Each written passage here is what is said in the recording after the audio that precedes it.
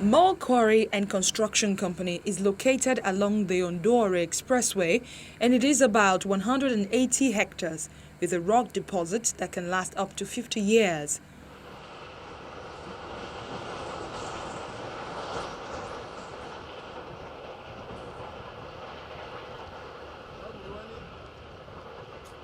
MOL Quarry produces basically aggregate stones of different sizes for various construction purposes. A few years ago, the company went belly up due to poor management, but came back stronger and better through the support of the Bank of Industry in January this year. We actually were running this quarry with some expatriates in place, mechanics. The general manager was an expatriate, but it still went down.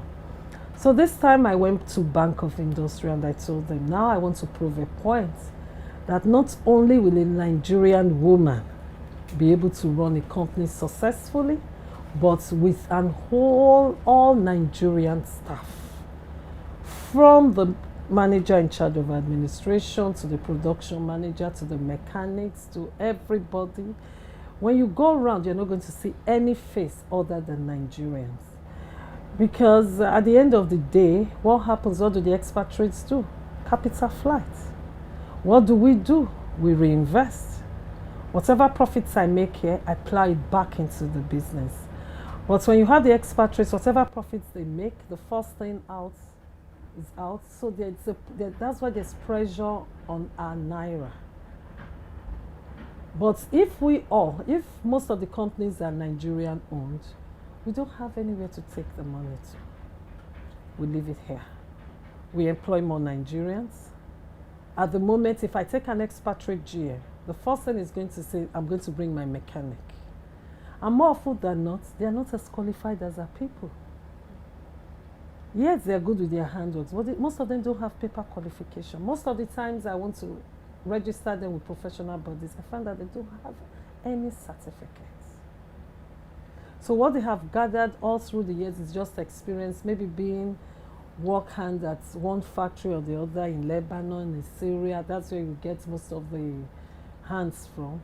And they come here, they earn so much and they give so little. But here you have the Nigerians that I tell them, you and I own this company. And like I've told my staff a number of times, I want a situation. I look at this company started by my husband over 40 years ago. I look at it, started very young in his early 20s. And I look at this company and see it like one that in future, wherever we are, when God pleases to call us, our workers become co-owners at a point. That's my dream for this company. As an accountant, Mrs. Omo Amadasun believes you can never go wrong with quarry business.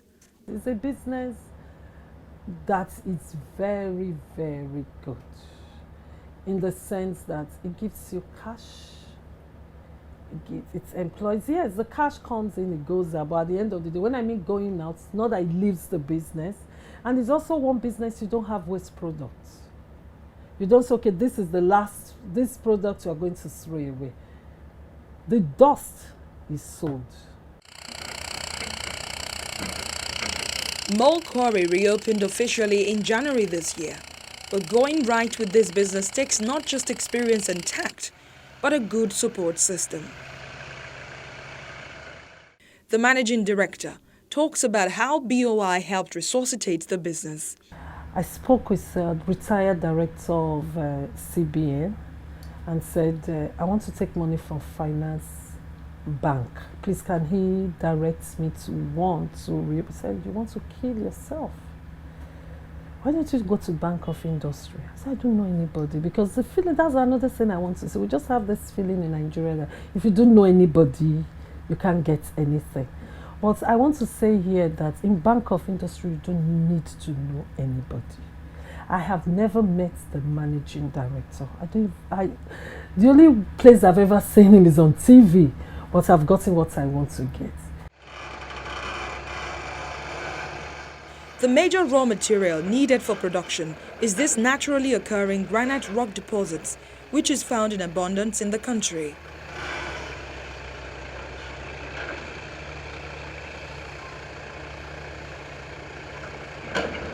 The process of production at the MOL quarry site starts at the pit, where the drilling and blasting takes place. This is where the first basic operation in the quarrying process takes place. This is where we do what we call the drilling and the blasting process. And this place you're looking at has been an old mine working. And basically the system of mine working you have here is the open pit system. And because it has been an old mine working, you can see over there that there are what we call runoff mines water. And this is seriously portraying heavy danger to the mining operations we have here. So basically the first thing we have to do here is to create a natural channel for this water to go off, and that process is called dewatering of the mine. Then we'll now move to do what we call the drilling operation that is going up over there. And after the drilling operations, we create blast holes, drill the materials there, do what we call the blasting process to bring about fragmentations of the rock. After the blast, the face and shot pile are inspected to check that all the shot holes are fired correctly. The loader then tidies up the shot pile and starts to load the dumper trucks that take the rock to the crusher.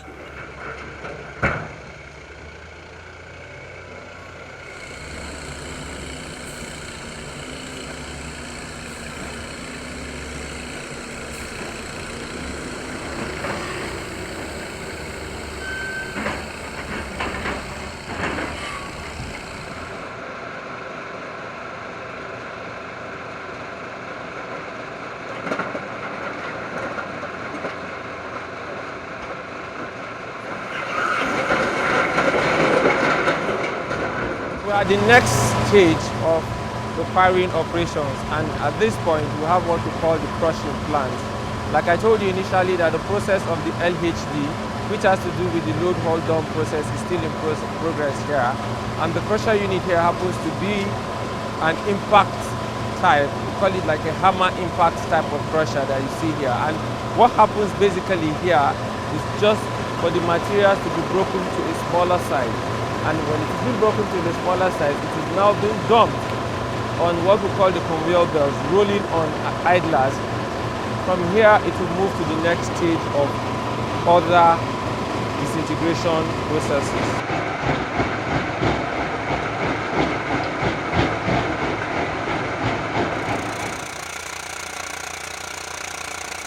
Usually, there is the need for secondary braking, which is typically done using a hydraulic digger fitted with a rock hammer.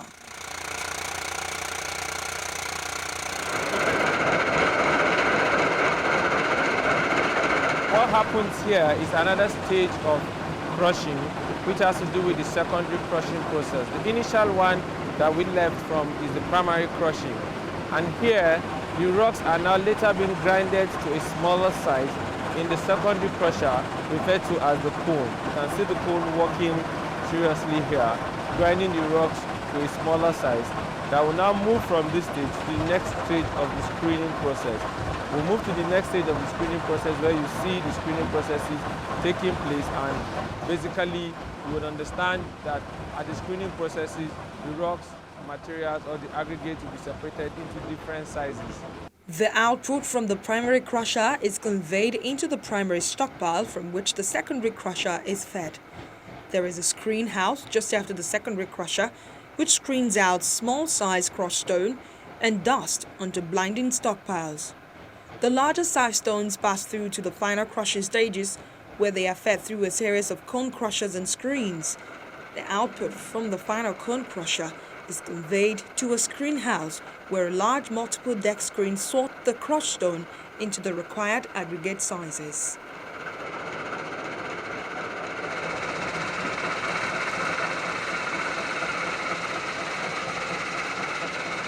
What we have here is like a secondary crusher, referred to as the cone. What the cone does is, from the primary crusher, which is at the initial point of the grinding process or the crushing process, the materials are reduced to a size that gets to this place and later reduced to a smaller size from here and moves to the screen, where you now have a segregation of different sizes of rock materials, referred to as aggregate. So basically what happens here is another process of crushing or grinding, if I would say, referred to as the secondary crushing done by a process called pruning.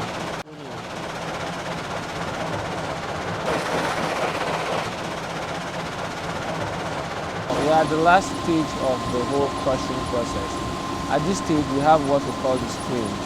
The work of the screen is basically a mechanical system of operation where the materials crushed from the cone as a form of secondary crushing system moves to the screen, and the screen is a mechanical process made up of mesh of different sizes.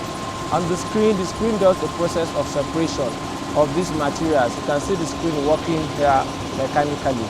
The screen does a basic process of separating these materials or these crushed materials to different aggregate sizes, and it gets to a point where they are being separated and transported to a different location using conveyor belts from the screen. We'll go to the place, the next stage, where you see these materials in their different sizes and in their different names and their different purposes.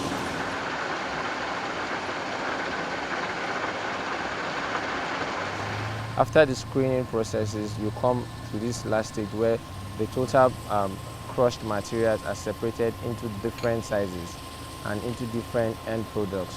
Like what you have here is a half-inch material, and it's basically used for precast of concrete wall and for asphalt production. If you go there, you have what we call the dust particle. The dust particles are basically used for building, for block formation, for finishes, and for also asphalt production. You have the half-inch over there, the three-quarter, and also the stone-based material that are used also for road construction. So upon the screening process is getting to the last stage, you have this final separation where customers now come, load, and go to the weigh bridge to actually quantify the quantity of materials that they want and pay for their products. MOL Quarry is just about 3 months old since it reopened. With all hands on deck and the support of the Bank of Industry, the company is waxing stronger and creating jobs. But for the managing director, this is not yet all she's dreamed of.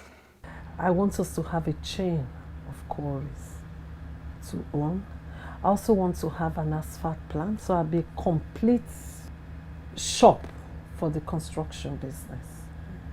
An asphalt plant. And I also want to encourage other people to try to make our companies more Nigerian than we're doing now. So the beauty, and there's even a technology that my supplier for the weigh bridge who supplied me that what they use in India now, that in India they don't let them go into the rivers again to bring out sand. What they now do with this stone dust, you pass it through a machine, maybe water, and washes it out, and it becomes sharp sand, what we call sharp sand. I also want to get that when I don't have use for stone dust by the asphalt plants, instead of it lying down there, I now produce sharp sand using my stone dust, so that those making blocks, those building houses, can also now come here. Like I said, then this place now becomes a one-stop shop for building, for road construction needs. If BOI is ready to tag along with me. Coming up on BOI Weekly. From powdered beans to a yummy local delicacy called akara, Pato Food Ventures adds value to beans by making it into powdered form, which can be used for bean cake, also known as moi moi and begiri. Supported by the Bank of Industry.